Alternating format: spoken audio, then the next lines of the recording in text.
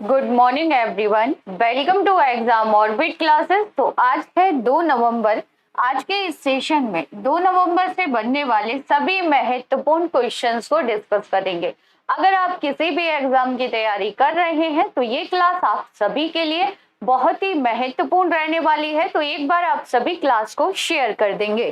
Class start करने से पहले आप सभी के लिए एक सवाल है जिसका आंसर आप सभी को देना है कमेंट्स बॉक्स में। उत्तर भारत का पहला डेटा सेंटर किस राज्य में बनाया गया है? उत्तर प्रदेश, राजस्थान, उत्तराखंड या हिमाचल प्रदेश? इस सवाल का जो आंसर है वो आप सभी को क्लास के लास्ट में मिलेगा। तो चलिए डिस्कस करते हैं फर्स्ट क्वेश्चन। भारत का 53वां टाइगर रिजर्व कौन सा बन गया है फ्रेंड्स? बहुत ही महत्वपूर्ण क्वेश्चन है आगामी परीक्षा के लिए। तो भारत का 53वां टाइगर रिजर्व बन गया है रानीपुर टाइगर रिजर्व। याद रखेंगे फ्रेंड्स, जो कि भारत का 53वां टाइगर रिजर्व बन गया है। रानीपुर टाइगर रिजर्व कहां पर है पूछा जाए तो याद रखेंगे ये उत्तर प्रदेश में है फ्रेंड्स। कहां पर है? तो उत्तर प्रदेश में से बनाया गया है। उत्तर प्रदेश में इसके बनने के बाद टाइगर रिजर्व की जो संख्या है वो 4 हो गई है। 3 अन्य टाइगर रिजर्व कौन से हैं उत्तर प्रदेश में? तो फ्रेंड्स याद रखेंगे दुधवा टाइगर रिजर्व, जो कि कहां पर है? उत्तर प्रदेश में है। Pilibhit tiger reserve, Pilibhit tiger reserve. और तीसरा याद रखेंगे Amangarh tiger reserve, Amangarh tiger reserve. अब उत्तर प्रदेश में संख्या कितनी हो गई है? तो 4 हो गई है फ्रेंड्स। याद रखेंगे रानीपुर टाइगर रिजर्व, जो कि उत्तर प्रदेश में बनाया गया है और भारत का 53वां टाइगर रिजर्व है। भारत का 52वां टाइगर रिजर्व कौन सा है फ्रेंड्स? तो भारत का 52वां टाइगर रिजर्व बनाया गया है रामगढ़ विषधारी अभयारण्य, जो कि राजस्थान राज्य में है। कहां पर है फ्रेंड्स? तो याद रखेंगे ये राजस्थान राज्य में है, जो कि भारत का 52वां टाइगर रिजर्व है। राजस्थान नाम याद रखेंगे फ्रेंड्स आप सभी। अगर मैं आपसे पूछूं कि भारत का सबसे बड़ा टाइगर रिजर्व कौन सा है, तो फ्रेंड्स आंसर हो जाएगा भारत का सबसे बड़ा टाइगर रिजर्व नागा अर्जुन सागर श्री सैलम टाइगर रिजर्व। और ये कहां पर है? आंध्र प्रदेश। याद रखेंगे आप सभी, ये कहां पर है? तो आंध्र प्रदेश में है, जो कि भारत का सबसे बड़ा टाइगर रिजर्व है, सबसे बड़ा टाइगर रिजर्व है। अगर पूछ लिया जाए कि सबसे ऊंचाई पर स्थित भारत का टाइगर रिजर्व कौन सा है, जो कि सबसे ऊंचाई पर स्थित है, तो आंसर होगा Namdapha tiger reserve. Namdapha tiger reserve कहां पर है? तो ये अरुणाचल प्रदेश में है। कहां पर है फ्रेंड्स? तो ये अरुणाचल प्रदेश में है और सबसे अधिक ऊंचाई पर स्थित टाइगर रिजर्व है। तो सबसे बड़े की हमने बात कर ली, ऊंचाई पर स्थित भी बात कर ली। भारत का पहला टाइगर रिजर्व कहां पर है बताएंगे आप सभी? भारत का पहला टाइगर रिजर्व कौन सा है? भारत का पहला टाइगर रिजर्व तो आप सभी को ज्ञात होगा जिम कॉर्बेट नेशनल पार्क, जिसका नाम बदलकर अब क्या कर दिया गया है? रामगंगा। याद रखेंगे Ramganga tiger reserve. Ramganga tiger reserve कहां पर है? तो आंसर हो जाएगा उत्तराखंड। याद रखेंगे आप सभी, ये कहां पर है? उत्तराखंड पे है। अब आप लोगों को कमेंट्स करके बताना है कि जिम कॉर्बेट नेशनल पार्क को पहले किस नाम से जाना जाता था। आंसर करेंगे कमेंट्स बॉक्स में। आगे डिस्कस कर लेते हैं कुछ एक्स्ट्रा फैक्ट, जैसे कि प्रोजेक्ट टाइगर। प्रोजेक्ट टाइगर कब लागू किया गया था? 1973 में। 1973 में भारत की प्रधानमंत्री कौन थी? आंसर देंगे कमेंट्स बॉक्स में। Tiger man of the India किसे कहा जाता है फ्रेंड्स? तो tiger man of the India कहा जाता है कैलाश सांखला को। भारत में सबसे अधिक बाघ यानी कि जो संख्या है बाघों की वो कहां पर है वर्तमान में? तो आंसर होगा मध्य प्रदेश। मध्य प्रदेश में कितने बाघ हैं फ्रेंड्स? तो 526 बाघ हैं वर्तमान में। पहले स्थान पर आता है मध्य प्रदेश। दूसरे स्थान पर अगर पूछ ले तो दूसरे स्थान पर आता है कर्नाटक। दूसरे स्थान पर आता है कर्नाटक। विश्व बाघ दिवस कब मनाते हैं? 29 जुलाई को मनाया जाता है विश्व बाघ दिवस। आगे बढ़ते हैं। अगर आप लोग पहली बार चैनल पर विजिट कर रहे हैं तो चैनल को सब्सक्राइब कर लीजिएगा, साथ ही बेल आइकन दबाना बिल्कुल ना भूलें, जिससे आप लोगों को क्लास का नोटिफिकेशन सबसे पहले मिल जाएगा। अगर क्लास अच्छी लग रही है तो क्लास को ज्यादा से ज्यादा शेयर कीजिएगा, लाइक कीजिएगा और चैनल को सब्सक्राइब जरूर कर लीजिए। इस क्लास की पीडीएफ आप सभी को मिलेगी टेलीग्राम चैनल पर, तो आप सभी टेलीग्राम चैनल भी ज्वाइन कर लेंगे, है ना फ्रेंड्स। अक्टूबर 2022 का जो मंथली करंट अफेयर है, इसकी क्लास हो चुकी है। वीडियो के डिस्क्रिप्शन बॉक्स में आपको इसकी लिंक मिल जाएगी, तो आप देख सकते हैं। इसके अलावा 10 बजे स्टैटिक जीके की क्लास होती है। ये क्लास लाइव रहती है, जिसमें स्टैटिक जीके के साथ साथ करंट अफेयर के क्वेश्चन भी कराए जाते हैं, तो इस क्लास को भी आप सभी अटेंड कर सकते हैं। बढ़ते हैं अगले सवाल की ओर। अगला सवाल है कि प्रधानमंत्री नरेंद्र मोदी जी ने 1 नवंबर 2022 को किस राज्य के मानगढ़ धाम को राष्ट्रीय स्मारक घोषित किया है फ्रेंड्स? तो जो मानगढ़ धाम है ये कहां पर है? तो ये है राजस्थान राज्य में, राजस्थान राज्य में है। और इसे लेकर राष्ट्रीय स्मारक को लेकर काफी समय से मांग उठ रही थी कि इस धाम को राष्ट्रीय स्मारक घोषित कर दिया जाए। डिस्कस करेंगे मानगढ़ धाम के बारे में, क्योंकि ये बहुत ही महत्वपूर्ण है और यहाँ से आगे क्वेश्चन बनने की संभावना है। तो फ्रेंड्स, प्रधानमंत्री नरेंद्र मोदी जी ने 1913 में राजस्थान के मानगढ़ में ब्रिटिश सेना द्वारा मारे गए आदिवासियों को भी श्रद्धांजलि दी है और राष्ट्रीय स्मारक इसे घोषित कर दिया है। डिस्कस कर लेते हैं मानगढ़ पहाड़ी की पृष्ठभूमि क्या है। तो देखिए, गुजरात राजस्थान सीमा पर स्थित पहाड़ी एक आदिवासी विद्रोह का स्थल है। यानी कि ये पहाड़ी कहां पर है? तो फ्रेंड्स याद रखेंगे इसकी लोकेशन, ये गुजरात और राजस्थान की सीमा पर है। 1913 में 1500 से अधिक भील आदिवासी स्वतंत्रता सेनानी यहाँ पर मारे गए थे। इस जगह को आदिवासी जलियांवाला बाग के नाम से भी जाना जाता है। फ्रेंड्स डेट याद रखेंगे, 17 नवंबर 1913। कब? 17 नवंबर 1913 को ब्रिटिश सेना ने विरोध में सभा कर रहे, जो ब्रिटिश सेना के विरोध में सभा कर रहे आदिवासियों पर गोली चला दी, जिसमें 1500 से अधिक लोग मारे गए। इस सभा का नेतृत्व कौन कर रहा था फ्रेंड्स? तो इस सभा का नेतृत्व कर रहे थे गोविंद गुरु। इनका नाम याद रखेंगे, पूछा जा सकता है एग्जाम में कि जो मानगढ़ धाम है यहाँ पर जो सभा हुई थी उसका नेतृत्व किसके द्वारा किया जा रहा था? गोविंद गुरु के द्वारा किया जा रहा था। अब आप लोगों को कमेंट्स करके बताना है कि जलियांवाला बाग हत्याकांड कब हुआ था और कहां पर हुआ था। आंसर करेंगे कमेंट्स बॉक्स में। नेक्स्ट क्वेश्चन है कि 2022 के नौसेना कमांडरों के सम्मेलन का दूसरा संस्करण कहां पर हो रहा है? तो फ्रेंड्स ये दूसरा संस्करण हो रहा है नई दिल्ली में। कहां पर हो रहा है? तो नई दिल्ली में इसका आयोजन किया जा रहा है। यह 4 दिवसीय सम्मेलन है, जिसमें रक्षा मंत्री राजनाथ सिंह राष्ट्रीय सुरक्षा से संबंधित मामलों पर नौसेना कमांडरों को संबोधित करेंगे और उनके साथ बातचीत भी करेंगे। फ्रेंड्स इसमें कौन कौन शामिल होगा? तो chief of defence staff general Anil Chauhan, जिनकी नियुक्ति हाल ही में की गई है, भारतीय सेना और भारतीय वायुसेना के प्रमुख भी इसमें शामिल होंगे।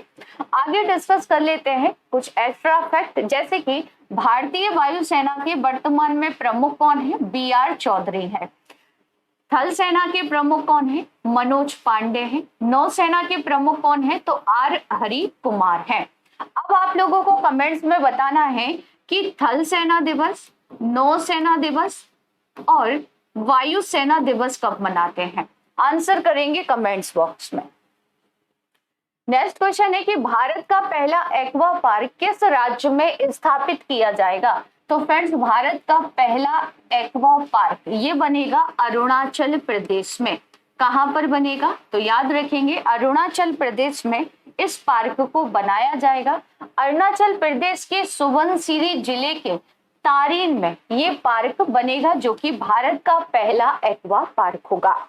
अगर पूछ लिया जाए कि भारत का पहला एक्वा मेगा फूड पार्क कहां पर बनाया गया है, तो आंसर होगा आंध्र प्रदेश। कहां पर बनाया गया है फ्रेंड्स इसे, तो आंध्र प्रदेश में बनाया गया है। तो मैप में आप सभी अरुणाचल प्रदेश की लोकेशन देख सकते हैं फ्रेंड्स।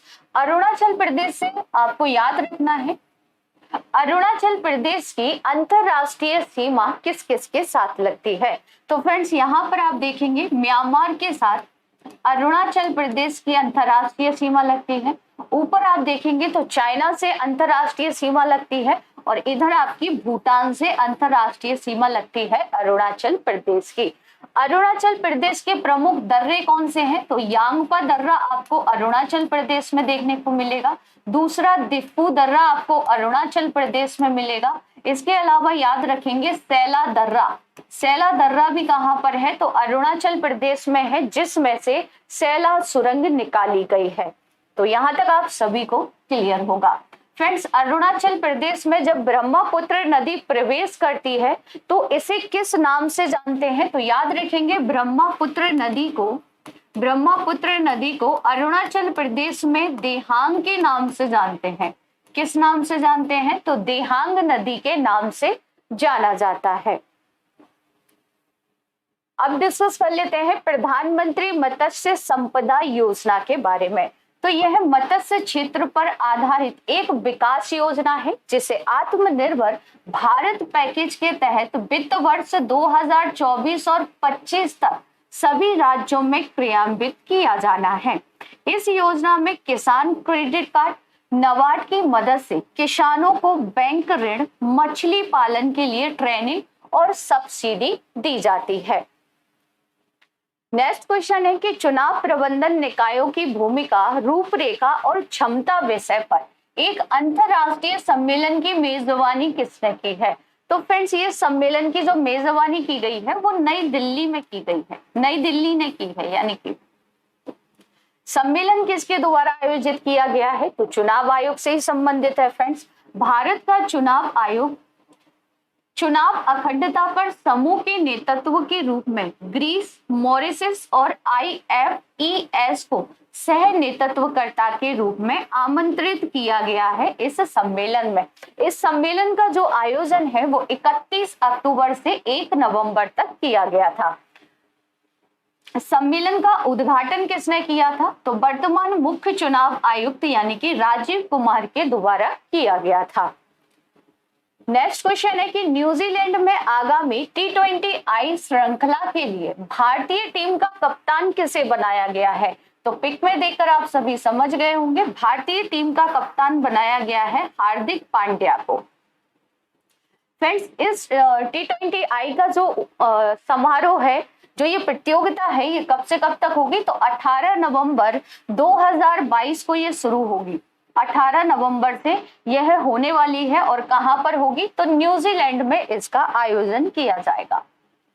नेक्स्ट क्वेश्चन है कि 1 से 3 नवंबर 2022 तक 3 दिवसीय civil air navigation services organisation सम्मेलन की मेजबानी कौन कर रहा है।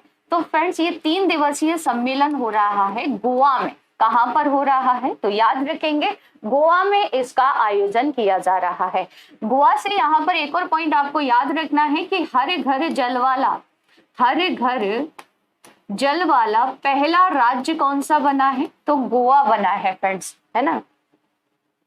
इस सम्मेलन की थीम क्या है 2022 के, थिंक ग्लोबल, कोलैबोरेट, रीजनल, एक्सप्लिस, लोकल इसकी थीम है फ्रेंड्स, है ना। प्रतिनिधि उन प्रमुख मुद्दों पर चर्चा और सहयोग करेंगे जो एशिया के विमानन उद्योग के भविष्य को आकार देने में मदद करेंगे। भारतीय विमानन प्राधिकरण के बारे में डिस्कस कर लेते हैं। इसकी स्थापना 1 अप्रैल 1995 में की गई थी। अध्यक्ष कौन है वर्तमान में, तो संजीव कुमार है। मुख्यालय कहां पर है फ्रेंड्स, तो मुख्यालय है नई दिल्ली में। नेक्स्ट क्वेश्चन है कि जमशेद जे ईरानी, जिनका 31 अक्टूबर 2022 को निधन हो गया, किस कंपनी के पूर्व एमडी थे? तो फ्रेंड्स ये टाटा स्टील के पूर्व एमडी थे, जिनका हाल ही में निधन हो गया और इन्हें भारत के स्टील मैन के नाम से भी जाना जाता है। ये 86 वर्ष के थे। धातु विज्ञान के क्षेत्र में उनकी सेवाओं के लिए इन्हें 2008 में भारत सरकार द्वारा लाइफ टाइम अचीवमेंट अवार्ड से भी सम्मानित किया गया था। 2007 में इन्हें पद्म भूषण दिया गया था फ्रेंड्स, और 1992-93 में भारतीय उद्योग परिसंघ के राष्ट्रीय अध्यक्ष के रूप में भी इन्होंने कार्य किया था। नेक्स्ट क्वेश्चन है कि हाल ही में किस बैंक ने संदीप बख्शी को 3 साल की अवधि के लिए अपने प्रबंध निदेशक और मुख्य कार्यकारी अधिकारी के रूप में फिर से नियुक्त कर दिया है? तो ये किसके बने हैं? आईसीआईसी बैंक के बने हैं फ्रेंड, याद रखेंगे। राइट आंसर होगा ऑप्शन ए।